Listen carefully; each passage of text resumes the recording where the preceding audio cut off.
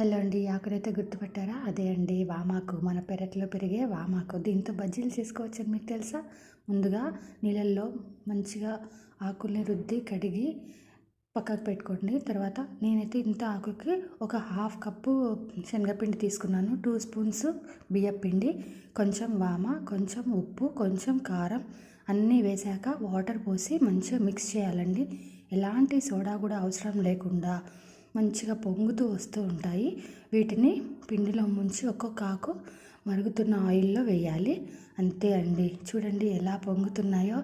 మంచిగా వెదర్ అంతా వర్షం వస్తూ చల్లగా ఉంటున్నప్పుడు వేడివేడిగా మన పెరట్లో పెరిగే ఈ వామాకుతో బజ్జీలు చేసుకొని తినండి. చూడండి టేస్ట్ ఎంత బాగుంటుందో.